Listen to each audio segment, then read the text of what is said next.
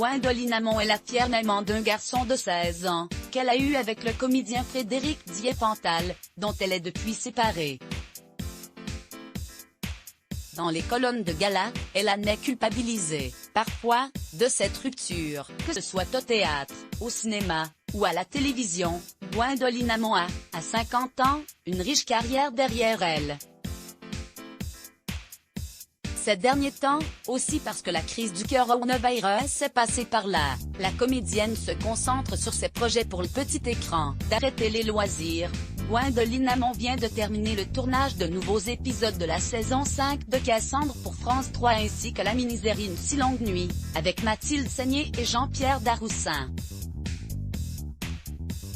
Loin des caméras, la comédienne a partagé une décennie de sa vie avec l'acteur Frédéric Diefenthal, jusqu'en 2013.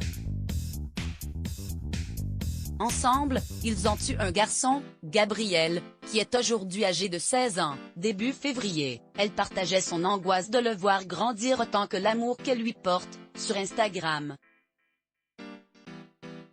La mère et l'enfant.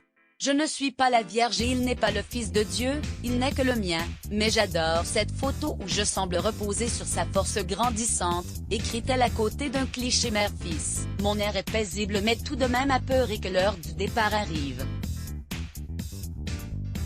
On n'y est pas mais la bestiole n'est plus si loin de l'envol.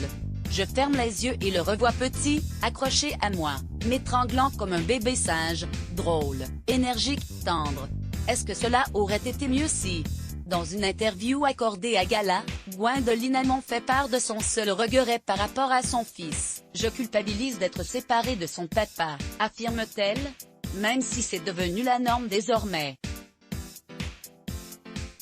De moins en moins de couples parviennent à rester ensemble toute une vie. On a 1, 2, 3, 4 hommes de sa vie. Pourtant, ceux que l'on a aimés un jour compteront toujours. Une sorte de culpabilité persiste, est-ce que cela aurait été mieux si, une séparation, ce n'est jamais gagné facile, même quand cela se passe très bien. Et c'est l'enfant qui en pâtit le premier, lui qui n'a rien demandé, lui qui ne comprend pas que ses parents ne soient plus en osmose. Cette épreuve pourrait se transformer, tout de même, en force pour Gabriel.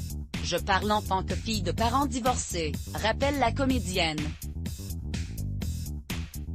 En étant confronté au manque, à la douleur qu'implique une séparation, l'enfant développe une hypersensibilité, mais aussi une grande force. C'est le cas de Gabriel. Ce sont des mômes qui vont s'adapter et comprendre plus vite comment marche le monde. Et les parents seront, quand même, toujours là. Let's block ADS. Why?